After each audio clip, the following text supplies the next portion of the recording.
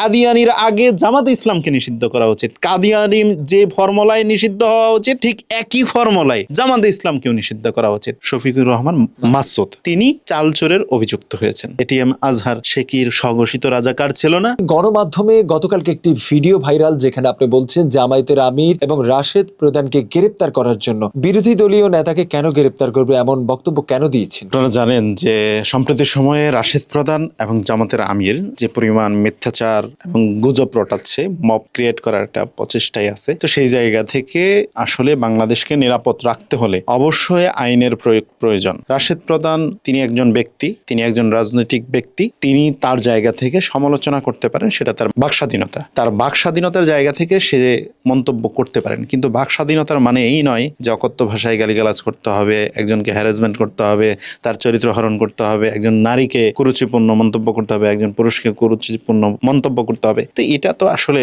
কোনো রাজনৈতিক ব্যক্তির চরিত্র না, এটা সামাজিকতা। এই বক্তব্য তো আসবে বিএনপির কাছ থেকে, কিন্তু আপনি তো ভিন্ন দল করেন, আমজনতার দল। তাহলে আমজনতার দল কি বিএনপির অঙ্গ কোনো সহযোগী সংগঠন কিনা? আমি আপনার জানার জন্য আমি বলছি যে আপনি হয়তো বিষয়টা জানেন না, আপনার জানা দরকার। আমি মনে করি গণমাধ্যমে আপনি যেহেতু আছেন, তো সেই জায়গা থেকে অবশ্যই এই বিষয়টি উপলব্ধি করা উচিত যে আমজনতার দল, বিএনপি সহ আরো বেশ কয়েকটি রাজনৈতিক দল, গণ অধিকার পরিষদ, আপনারা জানেন এরা কিন্তু একটা জোটের মধ্যে রয়েছে। আমরা যেহেতু জোটে আছি, আমাদের জায়গা থেকে আমরা এই বিষয়ে সম্পর্কে মতামত রাখার অধিকার রাখি। এছাড়াও যদি আমি একজন স্বতন্ত্র রাজনৈতিক ব্যক্তি, কর্মী কিংবা অ্যাক্টিভিস্ট হই, আমার জায়গা থেকেও কে বিএনপি, কে জামাত, কে এনসিপি, কে কোন দলের রাজনীতি করে সেটা ডাজন্ট ম্যাটার। আপনারা তো অন্য সংগঠন করেন, আমজনতার দল। অনেকে বলছেন যে মায়ের থেকে কি মাসির দরদ বেশি। আপনাদের প্রধানমন্ত্রীকে যে বিষয়টি বলেছেন, কিন্তু আপনারা এই নিয়ে আন্দোলন করছেন কেন? আমি স্পষ্ট একটা বিষয়ে আপনাকে বলি, আমার ভোটের প্রধানমন্ত্রী আমি তার পক্ষে নেব, নাকি আমি যাকে ভোট দেই নাই, যিনি ভোট পান নাই, যিনি প্রধানমন্ত্রী হন নাই, যিনি ষড়যন্ত্রকারী, যিনি প্রতিনিয়ত ষড়যন্ত্র করছেন, আমি তার পক্ষ নিব? আমি কি ন্যায়ের পক্ষ নিব না অন্যায়ের পক্ষ নিব? বলে দেন আমাদেরকে যে আপনারা যেটা অন্যায় করছেন আমরা সেটার পক্ষ নিব এবং সেটার গুণগান গাইব, এরকম একটা কিছু আমাদেরকে বলে দেন। জামাতকে আমরা বলছি, কিন্তু তাদের অপরাধ অন্যায়গুলো যখন আমরা বলবো তখন আমরা আর বলবেন আমরা জামাতের সমালোচনা করতে পারবো না। জামাতকে সমালোচনার ঊর্ধ্বে জামাত এমন কোন ফেরেশতাদের রাজনৈতিক দল যে তাদের সমালোচনা করা যাবে না? তাদের যদি সমালোচনা না করা যায় তাহলে তারা রাজনীতি করে কেন? তাদেরকে কেউ অনুরোধ করছে যে আপনারা রাজনীতি করেন? ৭১-এর এই খুনি ধর্ষকদের রাজনীতি করার জন্য বাংলাদেশের কোনো মানুষ বলছে?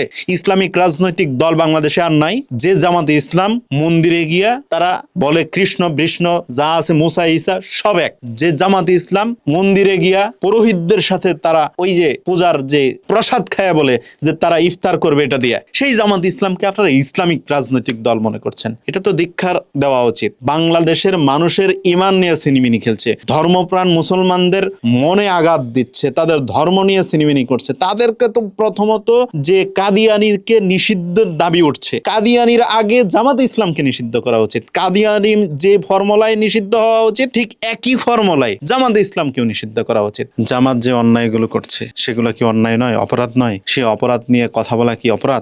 তাহলে আমাদেরকে জামাত বলে দেখ তাদের জন্য কোন কোন মিষ্টি মিষ্টি কথাগুলো আমরা বলতে পারি, সেই মিষ্টি কথাগুলো আমরা বলি, তারা যেগুলোতে সন্তুষ্ট হয়। আর তাদের যদি অন্যায়গুলো বলা অপরাধ হয় তাহলে আসলে বাকস্বাধীনতা তারা আমাদের হরণ করছে নাকি তারা আমাদের উপরে যে ব্লেম করছে সেটার বাস্তবতা খুঁজতে হবে আপনাদেরকে। আরেকটা বিষয় আমি বলি, দেখেন আমরা সমালোচনা করি, ঢাকা মহানগরের সেক্রেটারি জেনারেল আবার পটুয়াখালী বাউফলের এমপি শফিকুর রহমান মাসুদ তিনি চালচোরের অভিযুক্ত হয়েছেন জেলেদের। তার বিষয়ে যখন গণমাধ্যম নিউজ করতে চাইছেন তখন তিনি গণমাধ্যমকে নিউজ করা থেকে বিরত থাকার জন্য প্রেসারাইজ করছেন। এই বিষয়ে যদি আমি মন্তব্য করি, আমি যদি প্রতিবাদ করি, সেটা কি আমার অপরাধ, অন্যায়?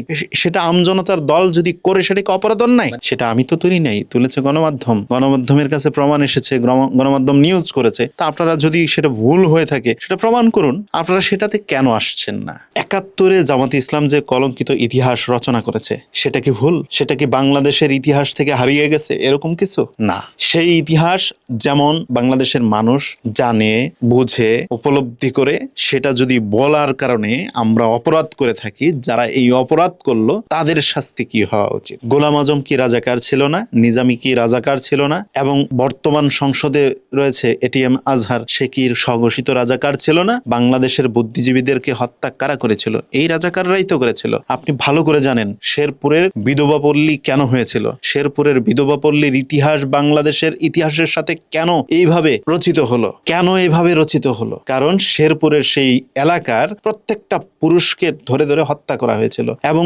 বাংলাদেশের ন্যাক্কারজনক যতগুলো ঘটনা ৭১ ঘটেছে সবগুলো এই পাক হানাদার বাহিনীর সাথে জামাতে ইসলাম তাদের যে বাহিনীগুলো ছিল, আপনারা জানেন বদর বাহিনী, আল বদর বাহিনী সহ আরো বেশ কিছু, তারা যেগুলো ক্রিয়েট করেছিল, তৈরি করেছিল, তারা কিন্তু এই কাজগুলো করেছে। তো সেইগুলো নিয়ে আমরা কথা বলা যদি অপরাধ হয়ে থাকে, তাদের ফাঁসি, তাদের অন্যায়, তাদের অপরাধ, সেটা আসলে এখন কি পাপমোচন হয়ে গেল?